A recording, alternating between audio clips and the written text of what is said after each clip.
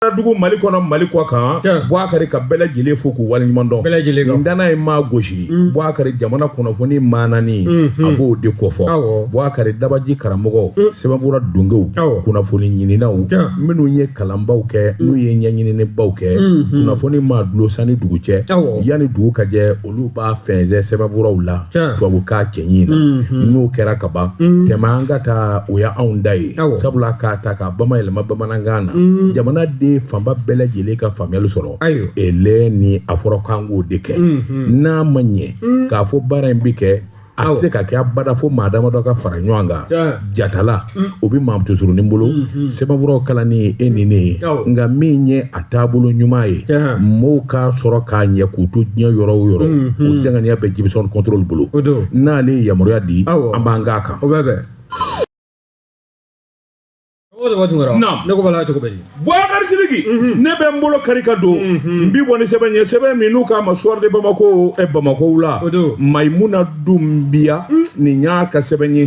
Bouakari i k'a dɔn jamanakuntigi ni n'o ye ɲɔgɔn ye min bi n'i kun na jamana taabolo ɲuman na i b'o fɔ Bouakari min ye Sherifu Usman Madan Sherifu Haidara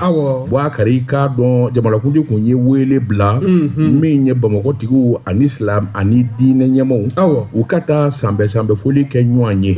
wasiri k'o kɛnɛ i k'a dɔn ayiwa hakilinaw kan ka fɔ min ye ayiwa jamana dilali kuma olu kan ka fɔ Bouakari i k'a dɔn kuma min ni Seyidu Usman Madan Sherifu Haidara ale de ye jamana silamɛ tɔn fɛn o fɛn bɛ yen a bɛɛ lajɛlen ɲɛmaaya b'ale bolo Bouakari a kumana a ye kuma minnu fɔ jamanakuntigi ɲɛna denmisɛnninw ɲuman na vis-à-vis de Kinshasa a ko Assimi Goïta fɛn kelen bɛ yen an k'an janto o la a ko n'a sɔrɔla aw t'a kalama an bɛ ɲɛfɔli k'a ye misiri kɔnɔna muradu kɛn bɛ i k'a dɔn hadamaden burujakɛyɔrɔ ye a kɛn bɛ nanikɛyɔrɔ ye a kɛn bɛ kuma lankolon fɔyɔrɔ ye k'a sababu kɛ i k'a dɔn wajilikɛlaw dɔw kɔni u jɔlen silamɛw ɲɛma u bɛ kuma bana mininen ani kuma porokotolen dɔw fɔ a ko jɔn la olu yɛrɛ furadama o ma deli ka nin ye hali silamɛ jamana dama tɛ Mali ye n'i ye jamana o jamana lajɛ ko silamɛ jamana don Bouakari i k'a dɔn muradu la i k'a dɔn wajili la k'a fɔ i bɛ taa maa wɛrɛ de ta a tɔgɔ ma k'o nani k'o buruja Bouakari ka kuma lankolon f'o ma a ko diinɛ o sɛbɛn kɔrɔkɔ Mali kɔnɔ kabini Ala ye Mali da i k'a dɔn Mali ye diinɛ jamana de ye diinɛ kɔrɔba don min bɛ limaniya ani yafa ni hakɛto Bouakari Sidiki ani kɔkow to ɲɔgɔn da la Mali a silamɛ diinɛw de kɔfɛ kabini bi tɛ o kuma jamanakuntigi n'a ma wuli ka jɔ kɛ min ni min bara ka fɔ min ni min bara ka kɛ Ala m'an kisira don o don n'a dama tɛmɛna ko bi sɔn ka bɔ a la ayiwa maa ka laɲini tɛ min ye Assimi wulila k'i fura a fura ka wuli k'i jɔ Usman Madan Sherifu Haidara i ka nin kuma in i k'a dɔn tiɲɛ don k'a sababu kɛ mun ye tiɲɛ don n'i ye jamana in da k'a lajɛ maa si den kelen tɛ yen min ni jamana fanga de ti taama ɲɔgɔn fɛ diinɛ ko t'o la i k'a dɔn n ye masaye t'o la n ye fɛn wɛrɛ y'o t'o la jamana sariya min ni min ko fɔ o de kan ka bato diinɛ anw bɛ diinɛ dɔn min ye jamana basigi ye ani ka ko to ɲɔgɔn da la bɛɛ ni kelenya diinɛ in b'o de kɔfɛ jango silamɛ diinɛ a bamalen b'o de ka kosɛbɛ i ye min fɔ n'o kɔni ye ayiwa maa wɛrɛw taabolo ye o ye kɛwale min jaga jugu o kuma fanga bɛna wuli ka jɔ kɛ maa o maa dalen don Ala la i k'a dɔn i kan ka limaniya min ye bɛn ni kelenya ye jamana ɲɛtaa ani mɔgɔw hinɛ bɛ don ɲɔgɔn na cogo min i kan k'o de fɔ nka min ye kuma gɛlɛnw ye nani gɛlɛnw Assimi Goïta ko e tilala Usman Madan Sherifu Haidara a to ma mana maa ye muradu sanfɛ k'a fɔ de e bɛ nanini na walama kuma bana min ne fɔli la i ta fila ni tila miyanka don n'a dun ye min fɔ a b'a kɛ dɛ nin kun ye sɛbɛn ye an ye min bɔ soir de Bamako kɔnɔ Bamako la karamɔgɔ dama tɛmɛra ne y'o bila n tɛgɛ don ni sɛbɛn bɛ bɔ sɛbɛn min k'a ma ko Mali Horizon Kasim Togo nin y'a ka fasiri ye a ko min anw ka jamana ye ka se se k'a ka yɛrɛya sɔrɔ n'an ko a ma ko souveraineté retrouvée b'a ye k'a fɔ min ye san o san janvier kalo o tile 14 o kɔni bɛ ta ni k'o kɛ ɲaɲali don ye k'o kɛ tasibila don ye n'i y'a ta k'a lajɛ jamajɔrɔ fanga in a bɛ na waati min na jamanaden caman fanba tun bɛ yen minnu kɔni bɛ yen sa n'u caman kɔni ni nisɔngoya tun bɛ ɲɔgɔn na wa n'u ni kamanagan bɛ ɲɔgɔn na nka ninnu ka nali a kɛra sabu ye n'o ye jamajɔrɔ fanga faamaw ye kɛra sabu ye min ye jamana a ka marabolo dɔw tun bɛ yen ka se k'o salo k'o fara Mali ka mara kan o fana bɔlen koyi anw yɛrɛ taabolo n'o man di an ye an bɛ se ka o bila cogo min na k'a sɔrɔ kara tɛ an nɔfɛ nere tɛ an nɔfɛ o dɔ ye Faransi n'a dɛmɛbaajugu ye olu kɔni y'a ɲini sa k'a fɔ na kala don ni jamajɔrɔ fanga ɲɛmaw olu taama sen na i b'a ye k'a fɔ a ma sira sɔrɔ o bɔra ni sira caman ye n'o de ye anw ka ɲɔ ka fori o bɛ se ka dansigi o la cogo min na n'o fana bɔla yen min ye jamanadenw ye o bɛ se k'olu su sira caman fɛ cogo min na ka ɲɛsin jamajɔrɔ fanga ɲɛmaw ma nin si ma sira sɔrɔ wa min ye anw ka jamajɔrɔ fanga ɲɛmaa ye Général d'armée Assimi Goïta a ko yɛrɛya o tɛ taa gɛlɛya kɔ n'i ko i bɛ kɛ i yɛrɛ ye i bɛ sɔn gɛlɛya dɔw fana ma k'o sɛbɛkɔrɔ ku wa waati ni don nataw kɔnɔna na o de bɛ kɛ hɛrɛ bɔda ye jamanaden kelenna bɛɛ lajɛlen ma wa n'i y'a ta k'a lajɛ olu ka nali ka na se bi ma i b'a ye k'a fɔ u ka taabolo tɛ dɔwɛrɛ ye jamanadenw bɛ se ka lafiya cogo min na gɛlɛyaw bɛ a kɔnɔna na wa ko caman bɛ olu bɛɛ lajɛlen ma tile fɔlɔ wa min ye wulikajɔ ni cɛsiri ye o fɛɛrɛw n'o dabaliw tigɛ bɛ u fɛ janfa n'o sirila maliden kɔ kan u bɛ se k'o janfa sɛbɛkɔrɔ filenkolonci k'o da kolonci cogo min na u ka wulikajɔ ɲɛsin bɛ u ma n'o fana bɔla yen i b'a ye fana nin yɛrɛ y'a a tɛ taa n'an farafin jamana damadɔ n'an ma fara ɲɔgɔn kan zan ko an minnu ye sigiɲɔgɔnma ye Niger jamana bɛɛ o la Burkina bɛɛ o la ka taa se faso Maliba ma ni jamana saba de farala ɲɔgɔn kan sa anw kun tilenna de ye kelen ye anw de b'a la ka kɛlɛ sugu kelen kɛ n'o de ye jatigɛwale baara bolo dabaw olu bɛ fɛ ka na gɛlɛnkɛ min da jamana saba in kɔnɔna na k'u ɲa bɛɛ lajɛlen k'o filenkolonci ni k'o da kolonci n'u ma ɲa kɔ u ka taa n'a ye jamana wɛrɛ kan n'o bɔla yen i b'a ye fana k'a fɔ min ye Alliance des États du Sahel anw k'a ma ko AES n'i y'o lajɛ kungilenna min bɛ a la dɛ o de ye marabaajugu ka janfa dilalen kɛnɛ ka walima dogo la o bɛ se ka tiɲɛ cogo min na wa min ye jamanadenw ye an ka kɛ an yɛrɛ ye o hakilina de kɛra sabu ye min ye passeport AES ye o fana ka sigi sen kan wa anw bɛ confédération min na sisan sɔɔni e ko a tɛna kɛ fédération ye wa min ye jamanakuntigi kelen gouvernement kuturu kelen jamana saba to a la n'i y'a ta k'a lajɛ halisa min ye fasiribaa ka fɔ ye a ko min ye wulikajɔ ye ni jamajɔrɔ fanga ɲɛmɔgɔw kan ka o hakilinaw ta joona ni ka se ka fɛɛrɛ kura ɲini o la o de ye tajiko gɛlɛya min n'o bɛ jamana kɔnɔ n'a bɛ ɲini ka kalo damadɔ bɔ o fana bɔlen koyi kuranko gɛlɛya min n'o bɛ jamanadenw na o kan ka nin fura bɛɛ lajɛlen ɲini joona min bɛ se ka kɛ sabu ye dɔ ka se ka bɔ an ka tɔɔrɔ ani an ka degun la nin ye sɛbɛn sɛbɛnna salo ka bɔ Mali horizon kɔnɔ Kassim Togo a ka fasiri baratigi ne bɛ n bolo bugɔ ka don n bɛ bɔ ni sɛbɛn ye sɛbɛn min n'u k'a ma l'indépendant a bolo ko siɲɛ 600 700 siɲɛ 60 ani siɲɛ 8 maa min y'a sɛbɛn a tɔgɔ de ko Dawuda Sangare ko Buakari i k'a dɔn i mana fɛn min dilan n'a ma ɲɛ i bɛ wele ka ɲininka madame Bintu Kamara Buakari k'a dɔn a kun ye sɛbɛnfura dɔ kɛ Babidu kun ye sɛbɛnfura dɔ kɛ Buakari k'a dɔn ka jalaki bin maa dɔw kan min ye waridonko kuma ye a ko in fanga bonyana i k'a dɔn a ko in bara ka sɛgɛsɛgɛ Buakari k'a dɔn sɔsɔliba de donna ko in yɛrɛ a kɛcogo la n'a sɔrɔ la min ye jamana ka service daw ye n'olu de ye sɛgɛsɛgɛli kɛ ka jalaki kɛ Buakari ka hali o yɛrɛ i k'a dɔn i bɛ wele ka ɲininka anw ye nin ye i k'a dɔn yamaruya b'i bolo i k'a fɔ nin tɛ tiɲɛ ye nin kɛra ta nka Babidu kɔni a sina k'i bugu sɛbɛnfuraw kan Buakari k'i k'a dɔn an ka jamana a maa koloma caman bɛ yen to a tiɲɛ y'u sɔrɔ mun do dɛ Buakari a ko to a kan ko contrat paramu an bolo Buakari o bɛ tali kɛ ka ɲɛsin nafolo duguba dɔ de bɔra ni hakili b'a la min ye san 2015 contrat belebeleba 2 a bɔ bɛn kɛra a kan loi d'orientation des programmes militaires Buakari ka taa se loi des programmes pour la sécurité intérieure nin bɛɛ lajɛlen bi lakana ko fɔ an ka jamana finitigilakaw u kolo bi don cogo min k'u kɔ ni minɛnw ye Buakari min bɛ se k'a to gɛlɛya min bɛ jamana kɔnɔ u bɛ se k'a kɛlɛ o wulikajɔ la Buakari k'a dɔn a bɔ nafolo kasabi dɔ nana bɔ ka di cakɛda 2 ma paramu olu bɛ Afrique Sud min bɛ t'i jɔ miliyari 59 na a n'a kunkanfɛ dolari wari Buakari min ye an bɔra o fana ye cakɛda ye Boubacar n'i y'a mɛn tubabukan na nin ka fara a kan o t'a tiɲɛ miliyari 88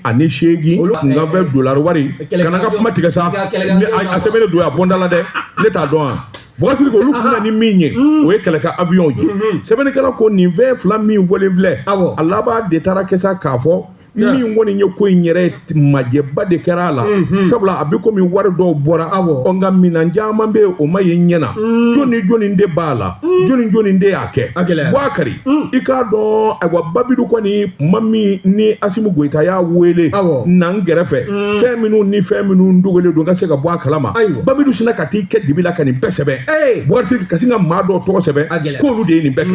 sɛbɛnnikɛla ko min ye Asimu Goyita maa jugu don n'a ma ɲɛ o kɔ o kuma sariyatigiw n bɛ taa sɛbɛnfura di olu ma joona olu k'a ɲɛɲini maa min b'a la ani ko tiɲɛ ye min ye a ɲɛ ka se ka dɔn sɛbɛnnikɛla ko n'i ye ko in yɛrɛ ta k'a lajɛ e ko baara ma daminɛ sariyatigiw fɛ sabula min ye maa damadɔ ye jalaki kɔni dalen don k'olu sɛgɛrɛ Boubacar dɔw bɛ jamana kɔnɔ dɔw tɛ jamana kɔnɔ minnu kɔni diya u welelen don ayiwa sabula sariya a bolo maana bɔlen bɛ u kana ɲɛfɔli kɛ sɛbɛnnikɛla ko Boubacar k'a dɔn hali n'o n'a ta wo ta tubabukan na sariyatigiw fɛ yen Boubacar n'a fɔra i ye nin kɛ ni sariyatigiw ma gɛn ka taa jɔ i la i yɛrɛ k'a fɔ jɔnka la nin ye tiɲɛ ye nin kɛra Boubacar u k'o de ma présomption d'innocence o kɔrɔ de k'i ma foyi kɛ fɔlɔ sɛbɛnnikɛla ko minnu kɔni welela ka t'u ɲininka kelen o ye cɛnna k'olu bali minisiri kɔrɔ don Boubacar k'i sabula sɔrɔsiw ka minisiriya a y'o kɛ Moussa Bemba Keita Boubacar k'a dɔn chef d'état-major général des armées ministriya i k'a dɔn a y'o kɛ général Mahamani Touré min ye chef d'état-major général o kɔrɔ man don général Souleymani Bamba ex chef d'état-major de l'armée de l'air ancien chef d'état-major général adjoint général de brigade Moussafa Drabo ancien directeur du matériel hydrocarbures et du transport des armées min ye colonel-major Nuhu Dabitaw directeur du commissariat des armées Boubacar min bɛ fara olu kan sa o de ye n k'i ɲininka colonel Abdul Wahab Touré Mamoudou Togo Aminata Doho ale kun ye agent comptable ye ayiwa DFM na min ye ayiwa Bugadali Ba ani Mahamadou Nden Tarawele ani Abdou Tarawele Mahamadou Kone trésorier payeur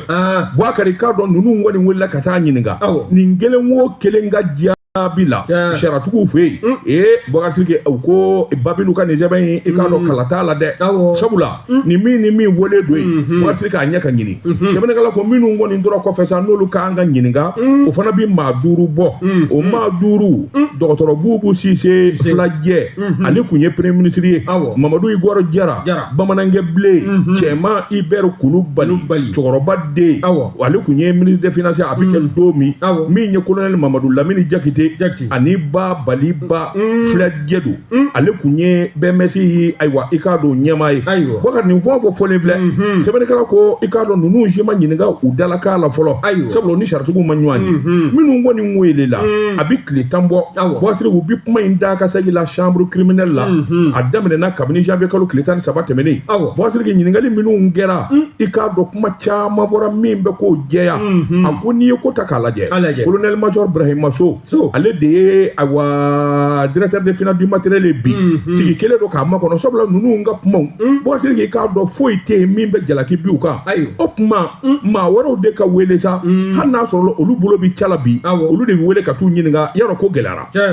a ko o bɛ daminɛ ni maa min colonel major Brahima So ale de bɛ ayiwa finance ani matériel kunna DFM na ministre de la défense min ye colonel Badara Alu Job o fana bɛ wele min ye directeur du matériel des hydrocarbures du transport des armées Boubacar ale fana bɛ wele ale bɛ baara la bi a ko n'o y'i bɔ yen minnu ni minnu bɔra ko in kalama a donnama in kama Boubacar sigi kelen don k'a bɛɛ lajɛlen makɔnɔ ko in yɛrɛ wulila maa min na Boubacar ni fiɲɛ kɔni bɛ sɛbɛnfura in kɛcogo yɛrɛ la o de ye Babilu ye Babilu ka nin rapport Boubacar k'a dɔn rapport in kɔni a sɛbɛkɔrɔ bayɛlɛmalen don k'a tura a k'a kan a ko n'i y'a ta k'a lajɛ Boubacar a laban bɛ kungo se bɛɛ lajɛlen ma sabula min ye ayiwa premier ministre kɔrɔ ye Abdoulaye Idrissa Mayiga o na wele o bɛ taa ɲininka min ye général d'armée de corps Sadio Kamara o bɛ wele o bɛ taa ɲininka général de division Ibrahima Dayiru Danbɛlɛ ale bɛ ambassadeur ya la o na ɲininka yarɔ ko n'a ka sɛbɛn in bana min na dɛ n'a fɔra ko kuma bɛ taa nin bɛɛ ɲininka a gɛlɛyara dɛ Buhari Sidiki a ko nin bɛɛ lajɛlen k'i bɔ yen Général Dawuda Traoré ani ayiwa général ale ayiwa général de division Aboubacar Sidiki Samake o fana bɛ ɲininka o bi baara la bi sabula actuel secrétaire général ministère de la défense et des anciens combattants Madame Sidibé Zamilatou Cissé ale kun ye directrice de cabinet premier ministre ka ayiwa bolo kan Buhari Sidiki ɲɛmaa kɔrɔ ɲɛmaaba caman den de bɛ yen minnu bɛɛ lajɛlen bɛna wele ka t'u ɲininka nin bɛɛ lajɛlen kɛra Babidu sababu ye a Babidu o kuma yalima nin ko in y'a sɔrɔ cogo jumɛn in na dɛ ɲininkali tɔn bɛ bɛn sɛbɛnnikɛla ko n'a sɔrɔla jamana kɛlen bɛ ka service da minnu sigi i n'a fɔ vérificateur général u n'a ɲɔgɔnnaw n'olu ka sɛgɛsɛgɛli kun kɛra maa yɛrɛ bɛ se k'a fɔ a bɛna taa nin ye faso ye maa minnu ji nka e yɛrɛ de ka wuli ka taa nin sɛgɛsɛgɛli ka t'o di jamanakuntigi ma waati min na Babidu a tun bɛ jɔda jumɛn n'a kun conseiller wa conseillère o de kun don a tun bɛ fan jumɛn fɛ jamanakuntigi fɛ yen kɛ e ko nin sɛbɛn in dilen de m'a yɛrɛ kɛ minisiri o ko tɛ ko kɔrɔnin ka ko yɛgɛyɛgɛ kojugu i laban bɛ taa bɔ i muso kolo kan i bɛ b'o ka ko ye o ye nin ye dɛ nin kun ye sɛbɛn ye a ɲɛ min bɔ indépendant kɔnɔ a ka bi bɔli la Buhari Sidiki bala cogo karamɔgɔ dɔ b'a to wɛrɛ ko maa min mana muso sɔrɔ filefiyɛ la n'i ye maa wɛrɛ da mɔsɔlen i bɛ jɔrɔ ni ye n tɛgɛ don ni sɛbɛn bɛ bɔ sɛbɛn min k'a ma ko le matin Musa Boli nin y'a ka fasiri ye Musa ko min ye san 2026 ye jɔn ko Ala a daminɛ i b'a ye k'a fɔ kɔrɔfɔ dɔw b'a la ka fɔ a kɔnɔ maa bɛ se k'a fɔ an ka politiki tɔɲɛmaakɔrɔw o jigi sigiyɔrɔ kuma bɛ a la n'i y'a sɛbɛkɔrɔ lajɛ i b'a dɔn san o san ni san yɛlɛmana min ye jamanakuntigi ye a kɔni a bɛ laseli kɛ ka ɲɛsin jamanaden kelenna bɛɛ lajɛlen ma o laseli senfɛ i b'a ye k'a fɔ a datula kɔrɔfɔ dɔ la kɔrɔfɔ min n'a bɛna kɛ sabu ye min ye politikitɔnw ye i b'a dɔn o ci la a bɛ ɲini ka waati bɔ kabi hakilinajigi mɛ kalo tile 13 tɛmɛlen san 2025 n'i y'a lajɛ décret présidentiel dɔ kɔni kɛla sabu ye ka politikitɔn bɛɛ lajɛlen ni ka o sɛbɛnkɔrɔ ci ka bɔ yen o cilen kɔ i b'a ye k'a fɔ politikitɔn ko kuma a kun tɛ maa si da kɔnɔ tuguni nka min ye cɛmancɛ fanga ɲɛmaa ye n'o ye général d'armée Asimi Goyita ye a ka nin sankura sanbɛ o laseli senfɛ a y'a jira k'a fɔ ko min ye kunbɛn belebele ye n'o ye concertation dɔ ye o bɛna sigi sen kan o sigili sen kan o bɛ kɛ sabu ye min ye politikitɔnw ye o bɛ na an'u bɛ na ni kan min ye dɛ n'an b'a wele ko critère o taabolo bɛɛ lajɛlen bɛna fɛsɛfɛsɛ nin kunbɛn in de senfɛ a mana critère o critère fɔ anw politiki a bɛ sɔn ka gɛlɛya koyi ka gɛlɛya waasa i ka tɔn sigi sen kan n'a a taabolo fɔra i ɲɛna a ma nɔgɔ dɛ baara tɛ maa minnu na politiki kɛli kɔ i y'a dɔn dɔw bɛ jamana in kɔnɔ profession politique wallahi baara foyi t'u la bilen ni politiki tɛ sa olu yɛrɛ tɛ balo ayiwa i y'a dɔn ko ni i ko i bɛna dabali kura tigɛ ka fɛɛrɛ tigɛ o bɛ ka nin kura fiyɛw la kɔni u bɛ sɔn min ye nin concertation ye a kɔrɔfɔ bɔ ka bin maa caman bɛ ye politiki maa kunda olu caman kɔni b'a la k'u hakili jagabɔ yan'a don cɛ wa min ye fasirikɛla ye n'o ye Musa Boli ye le matin kɔnɔna na ale kɔni y'a jira sa k'a fɔ o ko tɛ ko kun tɛ di kuntigi kɔ n'o tɛ a ko a bɛ gɛlɛya wa min ye anw ka démocratie n'an ko bɛɛ yan hali n'a sɔrɔla nanzaraw ka démocratie n'o kɛra kɔlɔlɔ ye jamana kɔnɔna na démocratie min n'an b'a fɛ Mali in kɔnɔna na a seleke naani na o de ye malidenw tabiya bɛ démocratie min kɔnɔ n'a tɛ majɛ kɛ fansi fɛ wa n'a bɛ kɛ sabu ye ka hɛrɛ mugu suru jamanaden kelenna bɛɛ lajɛlen kan i mana ye Mali fan o fan fɛ o démocratie min n'o kuma bɛ dabɔrɔ kɔnɔ sisan i b'a ye k'a fɔ min ye nin politikitɔn ninnu ye o ɲɛmaaw k'u ka fɛɛrɛ ni dabali tigɛ joona ko sɔɔni o weletɔla don min ye hakilina kuraw ye ani min ye hakilina kura minnu n'olu bɛna ta politikitɔn kuraw olu ka se ka sigi sen kan ni kɔrɔlenw kuraw ma sigi sen kan kɔrɔlen minnu bɛ olu ni kura bɛ se ka fiyɛ u la cogo min na ani taabolo ni tabiya minnu n'olu bɛna fɔ u ye n'o ye u ka dɔnzɛnw ye n'o bɛna fɔ u ye u ka se ka wuli ka ju sen fila kan o taabolo bɛɛ lajɛlen de bɛna maana nin concertation in sen fɛ wa min ye fasirikɛla ye n'o ye Musa Boli ye ale kɔni y'a jira sa k'a fɔ ko a sera waati ye sa min ye nin politikitɔ ɲɛmaaw ye wele ka bila u ma u sen ka se ka don jamana baara la wa a bɛ kɛ sabu ye jamana bɛ ka keleya min ɲini dɛ bɛɛ lajɛlen i mana kɛ Mali fan o fan fɛ i sen ka ye a la i da ka don Mali jɔli baara la wa n'o fana bɔla yen hakilinajigi a y'o fana kɛ a y'a jira k'a fɔ min ye kalo tile 13 san 2025 tɛmɛlen i b'a ye k'a fɔ décret présidentiel min n'o ye jamanakuntigi a ye sariyabolo min ta ka politikitɔnw bɛɛ lajɛlen ni ka u ci k'u ka baara ni k'a sonsoro i b'a ye k'a fɔ kɔrɔfɔ caman kɔni maana n'a nɔfɛ ayiwa ninnu nalen min filɛ nin ye u filɛ ka nin hakilina min da nin ye n'o ye politikitɔnw cili ye e ko u yɛrɛ t'a fɛ ka sa fanga na wa san 5 min n'o filɛ k'o suma ka di u yɛrɛ ma yalima u b'a fɛ ka taa ka bɔ fanga in na tuguni wa ɲininkali in caman de bɔla ni ka kɛ ni politikitɔ ɲɛmaa ninnu fɛ nka min kɔrɔfɔ in bɔ ka bɛn san 2026 o daminɛw kɔnɔna na i b'a ye k'a fɔ min ye ji jiginna maa caman ka ton na maa caman kɛ bɛ k'i hakili feere sa i kan ka fɛɛrɛ ni dabali min tigɛ waasa i ka politikitɔ a bɛ se ka jɔyɔrɔ ɲɛnama sɔrɔ cogo min na jamana a politiki kɛnɛ kan n'a baaraw daminɛna nin wɛsɛbɛ fɛn salo ka bɔ le matin kɔnɔ Musa Boli a ka fasiri dun ne bɛ n bolo kari ka don n bɛ bɔ ni sɛbɛn ye sɛbɛn min n'u k'a ma l'Express teliman ngɔrɔni wakasiri k'i k'a dɔn sɛbɛnfura in kana don bigomuw bila bɔli la maa min ye sɛbɛnni in kɛ a tɔgɔ de ko bete ku bɔ a kari i k'a dɔn sɛgɛsɛgɛli jateminɛ wakasiri k'i k'a dɔn min ni min kɛra n k'o jateminɛ o kɔrɔ tɛ k'a fɔ i ye ko kɛ walima o kɔrɔ de ye ko jalaki b'i nɔfɛ wakasiri nin kuma in m'a fɔ tubabukan na a bi faamu i n'a fɔ maa kalanenw nga maa min t'a fɛ k'a faamu walima ko wɛrɛ bɛ maa min kɔnɔ bakarijan o bɛ se k'i yaama n'a ye ten payi dɔgɔtɔrɔ Mumuni Gindo a bɛna wele a bɛna taa ɲininka a ye ko dɔ de kɛ a k'a bɛ nkalon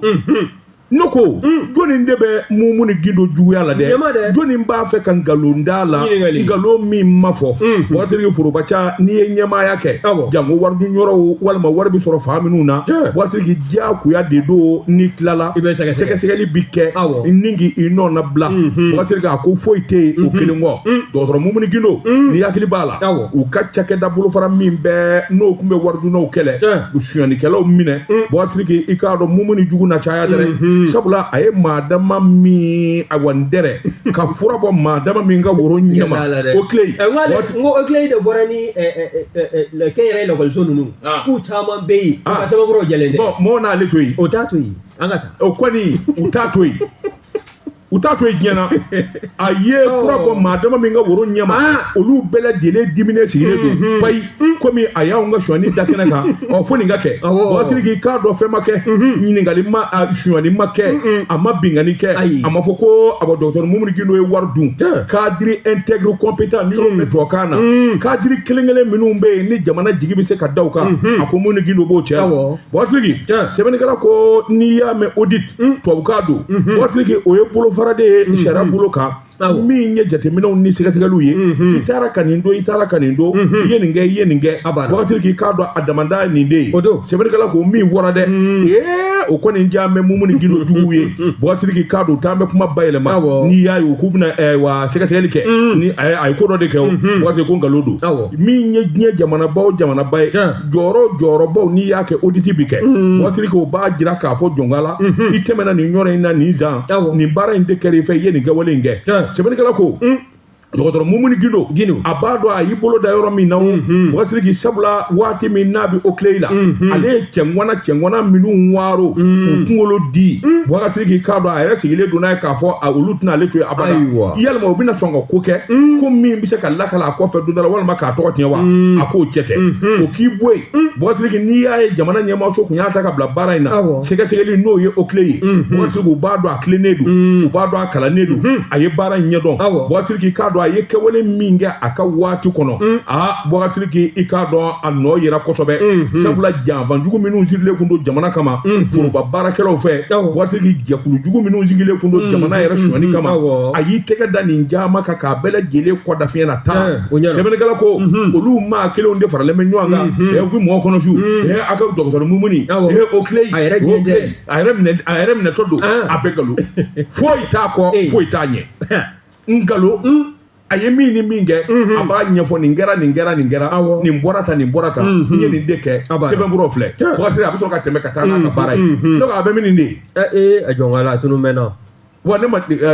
ni je ne fa ko yi ne a ɲini ka dɛsɛ ma se k'a ye e k'o ye cogo di a ti ye jɛkulu fɛn fɛn bɛ yen n'a bɛ sɛgɛsɛgɛli kɛ jamana foroba nafolo kunda u ɲɛmaaw ye man di dɛ u ye man di bon parce que i b'i to o la dɔ ka taa mugu ci o la walima ka taa muru gɛn o la o bɛ kɛ cogo di non parce que anw ka problème min ye anw bɛ ɲini de ka dɔɔni minɛ i la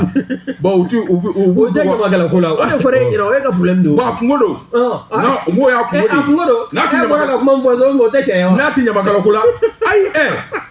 intégrité j'aime quand on dit un homme intègre ka di n ye nka n'a ti ɲamakala ko la o fana kuma wɛrɛ a tɛ ɲamakala ko la o y'a kungo ye a tɛ fɛn di ɲamakala sɔnbaw bɛ yen ni mun ye sɛbɛn ni mun ye sɛbɛn an ye min bɔ l'express kɔnɔ a ka bi bɔli la karamɔgɔ tɔgɔ tun wɔɔrɔ l'express an bɛ u fo ni tɛgɛ don ni sɛbɛn bɛ bɔ sɛbɛn min k'a ma ko les jours olu fana y'a sɔrɔ ministre de la santé de développement social o y'a sɔrɔ u ka kunnafoni de sira kan min ye san bɛɛ sanbɛ ye ka se ka o boloda ministre n'a jɛɲɛw ni ɲɔgɔn cɛ baara ninnu bɛɛ lajɛlen bɔra ka kɛ direction belebele la sa n'o ye direction générale de la santé et de l'hygiène publique ye o min filɛ nin ye Tomukɔrɔbugu baara ninnu a labɛnna ka bɛn juma tɛmɛlen ma janvier kalo tile 9 san 2026 wa n'i y'a lajɛ kɛnɛ bonya minɛ kun t'a mɛn ka di kotigi yɛrɛ ma n'o ye ministre de la santé médecin colonel major Asan Bajalo Touré n'i y'a lajɛ kuma a kun fɔlɔ tala ka di maa min ma i bɛ o dɔn wa o de ye comité syndical ye direction to a la n'o de ye docteur René Jara ye René Jara a kɛlen ka kɔrɔfɔ ta a ko k'a bɛ bonyamasegin ta ka ɲɛsin ɲɛmaaba ma n'o ye médecin colonel major Asan Bajalo Touré ye a ka wuli ka jɔ a n'a ka cɛsiri la waasa olu baarakɛlaw olu bɛ se ka lafiya sɔrɔ cogo min na n'o tɛmɛna ka bɔ yen i b'a ye fana k'a fɔ minisiriso in a secrétaire général n'o ye docteur Abdoulaye Gindo ye o fana ye kuma ta o y'a jira sa k'a fɔ bonyamasegin ale n'o fana kɛ ka ɲɛsin baarakɛla bɛɛ lajɛlen ma min ye minisiriso ye o to a la wa minisiriso a maa fɔlɔ n'o y'a maa gale ye n'o de ye médecin colonel Asan Bajalo Touré ye a fana kɛlen ka kɔrɔfɔ ta a y'a jira sa k'a fɔ hakilina ninnu bɛɛ lajɛlen u bɛ fo a la u bɛ fo u ka cɛsiri la wa u bɛ fo wulikajɔ la wulikajɔ min n'a kɛmɛ sabu ye min y'an ka cɛmancɛ fanga ɲɛmaa ye général d'armée Asimi Goïta a kɛmɛ ka hakilina kura minnu da kɔsa in na hakilina jigi i b'a ye k'a fɔ novembre kalo san 2025 tɛmɛlen baara ninnu nun donna n'o de ye projet d'urgence présidentielle ye n'o de ye k'an ka sigida 6 a CSRF fɛn fɛn bɛ yen k'a bɛɛ lajɛlen yɛlɛma k'a kɛ lopitali belebelew ye n'o de ye kɛnɛyaso kumabaw ye n'o fana bɔra yen o kɔkɔrɔma doli ani maa minnu ni baara in d'a mɛ ka d'u ma n'u kɛn bɛ k'u kɔ disi fa a la waasa bɛɛ lajɛlen ka se ka nimisi wasa sɔrɔ jɔn ko ala k'a b'u bɛɛ lajɛlen fo wa n'i y'a lajɛ fana o de ye baara minnu kɛra san 2025 kɔnɔna na k'a na fɛɛrɛ ni dabali sugu bɛɛ lajɛlen tigɛ 2026 o bɛ se ka ja bɛɛ lajɛlen na cogo min na o tɛ dɔwɛrɛ ye dɔgɔtɔrɔ minnu bɛ baara la minɛ ɲɛnamaw ka ɲini halisa ka di u ma u ka se ka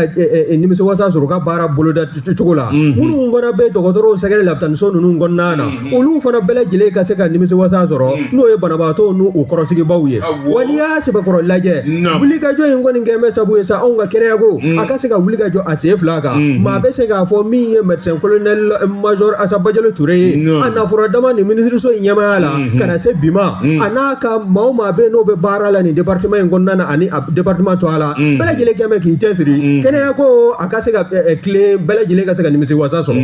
nin wasɛbɛ don min y'a salo ka bɔ jour kɔnɔ olu fana y'a sɔrɔ Boubacar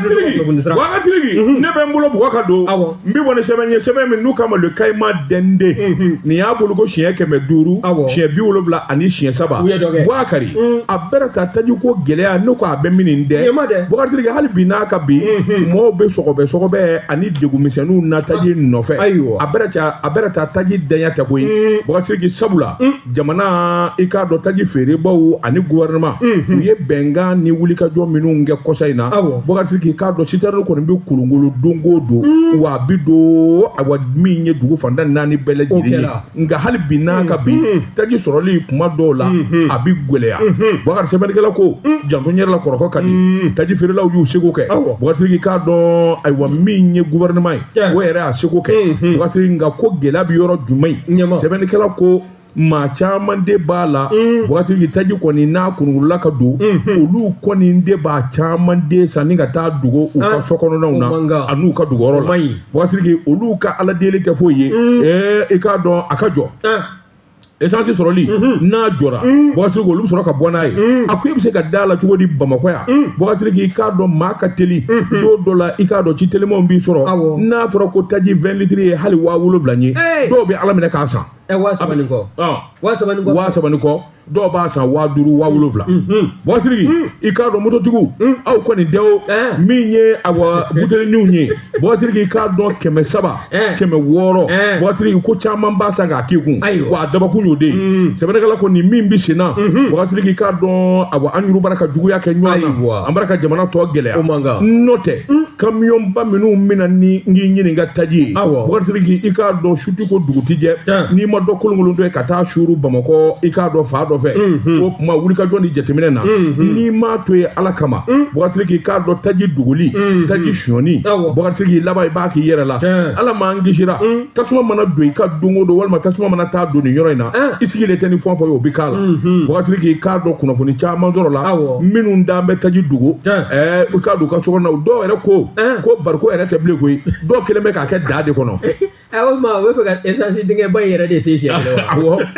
dɔw b'a fɛ ka dingɛ yɛrɛ de si ka to k'a dugu ye nin kun ye sɛbɛn ye an ye min bɔ Kayima Dende kɔnɔ a ka bi bɔli la karamɔgɔ dɔ tun kɛra Kayima Dende an bɛ u fo ni n tɛgɛ don ni sɛbɛn bɛ bɔ sɛbɛn min k'a ma ko l'indicateur du renouveau l'indicateur du renouveau Seydou Jara nin y'a ka fasiri ye Seydou ko min ye anw ka caman fanga ɲɛmaaw ye e ko jamanadenw b'a la ka kulekan min bɔ ka ɲɛsin kuranko ma kɔrɔfɔ in a bɛ n'a fɔ a don bɛ u dusukun na kosɛbɛ koyi bawo wulikajɔ o sabati bɛ u bolo kɔsada in na faso Maliba an bɔra ni ka taa juru belebele kule dɔ ta Banque Islamique de Développement na min bɛna kɛ sabu ye waasa kuranko Bamakɔ n'a nɔkadugu bɛɛ lajɛlen ka se ka kuran sɔrɔ kuran kana ɲɛ kɔmi tuguni bawo n'i y'a lajɛ fɛn min bɛna sigi sen kan n'o de ye ka o baaraw bɛɛ lajɛlen ni ka o timɛ o de bɛ wele ko boucle nord n'i y'a lajɛ ale kɔni kurankunda min ye 225 kilovolt ye o de bɛna sigi sen kan o ka baara tɛ dɔwɛrɛ ye koyi kuran k'a dilan dɔrɔn ni k'a yara min ye Bamakɔ n'a a seleke 4 ye bɛɛ lajɛlen ka se ka yeelen sɔrɔ an ka si yeelen na ka wuli yeelen na wulikajɔ ani ni juru belebele tali bidi la n'o ye Banque Islamique de Développement ye a takunba ye o ye min ye sɛfɔ wari miliyari 36 ye nafolo in a bɛna bɛn o de ma wa n'i y'a lajɛ fana ministre so no min ɲɛsin bɛ jiko ani kuranko ma ale kɔni de bɛ na jɔ ko in kɔkɔrɔ k'a dɔdɔlima waasa baara ninnu a ka timɛ ka se a hakɛ la a kana kɛ Babidu ka rapport ye Babidu n'a ka salikurunin ka musokɔrɔba Basiri a bɛ sɔn ka ko sɔrɔ nin na o nin gafe ko in nin rapport mana taa kɛ nkalon ye kunjɛ yɔrɔ nin tɛ audition tile 14 n'a ye o jaabiw de kalalen fili fɛ ta o a ma daminɛ fɔlɔ o i t'a bɛ kungo bi hali an ka minisiri minnu bɛ Babidu wala ye nin kɛla koyi naam min ye Bɔkari Jane ye ale min bɛ minisiriso la minisiriso min ɲɛsin bɛ jiko ani kuranko ma ale ka minisiriso de bɛ nin kɔ a fa nin baara in na waasa a ka se ka timɛ ka se a hakɛ la wa min ye énergie du Mali ye o direction ba olu jɔyɔrɔ bɛna kɛ fɛn min ye i bɛ o dɔn wa o de ye haute tension o fili juru kumaba belebele wulubana ninnu k'olu sɛbɛkɔrɔ banba Bamakɔ n'a seleke 4 na waasa kuran a kana tigɛ o ka di ye awo tuma e bɛ Bamakɔ lamini na de e tɛ Bamakɔ cɛmancɛ la yan wa e m'a fɔ ko Bamakɔ n'a lamini wa ne tɛ Bamakɔ aw t'a lamini na e bɛ politique kuma dabila o e ka jugu politicien ye wala moi je suis de Bamakɔ je te connais ça tu me connais bien sûr n b'i dɔn anw bɛ Bamakɔ i ka terrain minnu bɛ Bamakɔ dafɛlaw la dɛ n'a kuranko ɲaamilen don nin bɛna kɛ sababu ye ka fiɲɛbɔda de fɛ ka terrain kana n bila kuma na e tɛnɛn bɔra jumɛn n bɛ luwanse la ko tɛnɛn kana n di ba sɔba ko tulu bɛ na koyi tɛnɛn b'anw bolo ha kana ne di ba sɔba ko tulu bɛ na naam karamɔgɔ tun kɛra min EDM ye EDM ka baara ale kɔni ta bɛna kɛ ni haute tension ninnu a poto turuni n'a fili samali ye waasa Bamakɔ seleke 4 kuranko a ka kɛ bada ye an k'an bugu bɛɛ kɛ kuran na ten sa n'i y'a o sera sa o ha yɔrɔ bɛ kuran sɔrɔli ye hɛrɛ damu ye bi de dibi ɲini ka maa fa fasirikɛla Seydou Jara ye Jarakɛ kɔni y'a jira sa k'a fɔ a tɔ kɛra panko kelen ani ɲɛ wa bawo nafolo ye e ko nafolo yɛrɛ sɔrɔ an tɛ ka ban wa min ye ni boucle nord ye 225 kilovolts n'i y'o lajɛ o kɔni courant n'o yara la a bɛ kɛ sababu ye maa caman ka degun ni ka se ka fanba caman ta a la wa min ye transformateur minnu fana bɛ yen i y'a dɔn k'a caman bɛ yen olu kɔni kan ka cɛ dɔrɔn an dimi kojugu ka taa fili jeliba kɔnɔna na o caman olu caman de kan ka fali k'a kura baden sa a kura u ka taa commerce la awɔ olu de b'a feere olu de tɛ ka ɲi commerce Ablaye Mayiga non ayiwa ale kɔni transformateur min ye EDM kɔni ye ale ka baara bɛ na ɲɛsin haute tension ninnu filuw ni o transformateur ninnu olu de ɲini k'o sigi sen kan waasa Bamakɔ an ni kun ka se ka lafiya ten gɛlɛya minnu bɛ anw da la hali bolola baarakɛla minnu ka baaraw jɔlen bɛ fura ka se ka sɔrɔ u ka gɛlɛya la nin ko sɛbɛn n'a y'a salo ka bɔ l'indicateur du renouveau kɔnɔ Seydou Jara a ka fasiri don basiri Tezara premier mɔna nangɛn da fɔ la ka hakili lafiya ka hakili ja tuguni Tezara kɔni Mamutu mbala cogo bɛ di karamɔgɔ tɔgɔ tugura ni n tɛgɛ don ni sɛbɛn bɛ bɔ sɛbɛn min k'a ma ko lɛnɛfana Siyaka Tarawele nin y'a ka fasiri ye a ko n'a jala a bɛ se fila bawo n'i y'a ta k'a lajɛ min ye octobre kalo salen ye san 2025 i b'a ye k'a fɔ karisa ye maa ye i yɛrɛ kana kɛ wɛrɛ ye an fana bɛ ɲɔgɔn ka jamana 3 faso Mali ka taa se Niger ani Burkina Faso ma min ye Alliance des États du Sahel ye o ko o baaraw bɛ senna a bɛ ɲini ka waati bɔ ka kɔsa da in b'a ye k'a fɔ Burkina Faso ani Niger jamana olu ye délégation n'o ye convoi belebele ye tajiw sɔsɔn bɛ a citernes bɛɛ lajɛlen kɔnɔ minnu y'u kunda faso Maliba kan n'i y'a sɛbɛkɔrɔ lajɛ min ye Niger faamaw ye dɛ kɔsa da in na e ko o ma maa damadɔ olu ni ka u ɲagi wa k'a sabu kɛ min ye opérateur économique maa caman ye minnu ka baara ɲɛsin bɛ tajiko ma o caman kɔni u y'u ɲagili ta ka ɲɛsin u ma k'a sabu kɛ u banna k'u ka mobiliw di ka na ni taji ye faso Maliba kɔnɔna na chauffeur minnu bɛ yen chauffeur 10 ani 9 bɔɲɔgɔnko o y'olu ka permis yɛrɛ de bɔsi ka b'u bolo yanni diɲɛ wuli cɛ fo n'u taara chauffeurya kɛ jamana wɛrɛ kan n'i y'a sɛbɛkɔrɔ lajɛ nin kɔni bɛna kɛ sabu ye sa maa kelen fana bɛ yen n'o ye opérateur économique ye tɔw olu ɲagila nka o maa kelen o kɔni ka agrément o fo si la ka b'o bolo san kelen bɛ d'a ma a tɛ se ka baara in bolo da tuguni san kelen mana dafa a bɛ se ka tɛmɛ n'a ka baara ye nka tɔ fɛn fɛn kɔni bɛ n'o opérateur économique ye olu kɔni sen bɔla la yanni Bilali ka buru fiyɛli cɛ u tɛna baara in bolo da tuguni n'i y'a sɛbɛkɔrɔ lajɛ min ye Niger ministre transport ye n'o ye colonel major Abdurahmane Amadou ye a y'a jira k'a fɔ min ye waati ye o sela sa jamana sariya a kan ka labato n'i bɛ jamana kɔnɔ ɲɛmɔgɔ mana kuma min fɔ e kan ka taa o da fɛ hali n'a sɔrɔla gɛlɛya bɛ ka bɔ Niger walima ka bɔ Burkina ka da Mali kɔnɔna na gɛlɛya bɛ sira ninnu taamali la ko dɔw nana o mun n'olu banna n'i ye ɲininkali in bɛɛ lajɛlen sarada ka taa i b'a ye k'a fɔ Niger jamana ka taa se Burkina ma u y'an tulo magɛ k'a sabu kɛ an ka tajiko gɛlɛya ye wa n'i y'a lajɛ Niger ye camion 82 u y'o de bila ka na minnu kɔni ye kilomɛtiri 1400 kolonkolon ka bɔ Niger ka don faso Maliba kɔnɔna na nin bɛɛ lajɛlen b'a jira k'a fɔ anw de ye ɲɔgɔn sigiɲɔgɔn ye anw de bɛ ɲɔgɔn sunɔgɔ kan mɛn wa min ye Niger mobilibatigiw ka syndicat n'o ye syndicat démocratique des routiers du Niger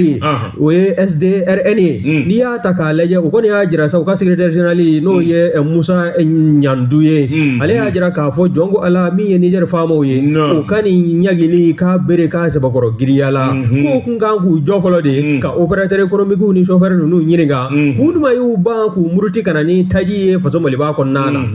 ale bɛ min fɔ sa o de ye u ka jɛkulu bolofara fɛn fɛn bɛ yen bɛɛ lajɛlen kɔni sɛbɛkɔrɔ kamana gale don u bɛ denu ne ko bi nin ko sɛbɛn sɛbɛn na y'a salo ka bɔ lɛnɛbana kɔnɔna na Siyaka Tarawele a ka fasiri don n bi bɔ ni sɛbɛn ye sɛbɛn min n'u k'a ma éducateur de renouveau a baloko ba 4 siɲɛ 400 ani siɲɛ 5 maa min y'a sɛbɛn a tɔgɔ de ko Y Dumbiya ko a k'i k'a dɔn farikoloɲɛjɛ Bɔsiriki i k'a dɔn tulon tɛ balontan tɛ tulon ye bilen Bɔsiriki sabula n'a dabɔra bɛɛ lajɛlen tɔnsi bi jɔ maakɔrɔba fara denmisɛnnin kan Bakɔrɔ Sidiki i k'a dɔn Coupe d'Afrique des Nations Mali bɔra kɛnɛ min ka kɔsɛn in na ni Sénégal de kɛra sababu ye k'an nin bɔ a la Bouakari k'a dɔn a ye maa caman dusukun kami a ye maa caman dɔɔrɔ n'a dun ma ɲ'o kɔ o tuma wulikajɔ kura ani hakilila kura yalima o tɛna sa wa sabula ballon d'or dusukasi a ye dɔ kɛ maliden la sɛbɛnnikɛla ko ŋunuŋunu barika bonyanen bɛ min ye sabatasɛgɛw ye i k'a dun ka cili min kɛra Sénégal fɛ janvier kalo tile 9 tɛmɛnen Bouakari nin y'an da yɔrɔ de ye san o san i k'a dɔn huitième de finale an t'o sago Bouakari Sidiki o min kɛra mɔgɔw kamana ganna Bouakari Sidiki k'a dɔn nkalon kana danna walima dɔ kana fɔ Fasiriba ko i k'a dɔn Fédération Malienne de Football jɛrɛjɛkulu yɛrɛ min bɛ dolata kunna Mali kɔnɔ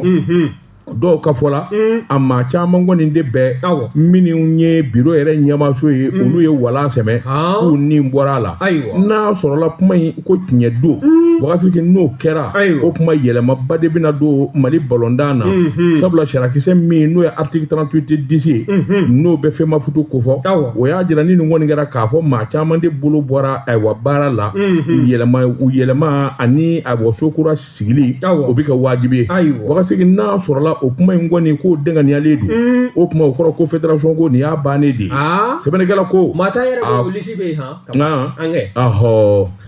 sɛbɛnnikɛla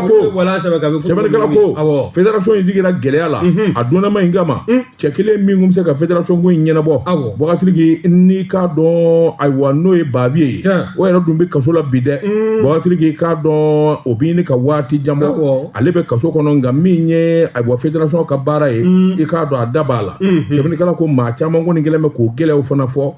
min kɔni ye yɛlɛma kura ye a nakila kura yalima o natɔ don wa nin kun ye sɛbɛn ye an ye min bɔ indicateur de renouveau kɔnɔ a ka bi bɔli la karamɔgɔ tɔgɔ l'indicateur de renouveau o bɛ danse an ka bi dɔ kibaru la bita an b'a bila yan an b'an kɔ kɛ n'a ko kɔlɔni kɔ ye ballon d'or bɛ bi yan dɔ bɛ yen 17 ballon d'or bɛ bi jɔni wa ala ni an dira maa yɛrɛ tɛ foyi dɔn a la bilen o hali ni Coupe d'Afrique tɔ ma tan bilen jibi jɔni Égypte ani Nigeria an bɛ Nigeria fɛ an bɛ Nigeria malien kelen de yan y'a ye malien u ka entraîneur kɛ c'est malien donc an bɛ an bɛ Nigeria ayiwa Bouakari Sidiki tɔw maa dusu na sɛgɛn bɛ kɛ nin gafe kelen kan ni ala sɔnna a ma sini an bɛ ye kɛnɛ ka sɛbɛnkɔrɔ bɛ bɔ ka na olu lakali Mamutu kumara k'an ja ta min ye kunnafoni ye k'a jɛnsɛn diɲɛ bɛɛ k'a sɔrɔ i k'a dɔn Gibson contrôle e ni ne fila tɛnkunnen tun bɛ ɲɔgɔn na wa salama.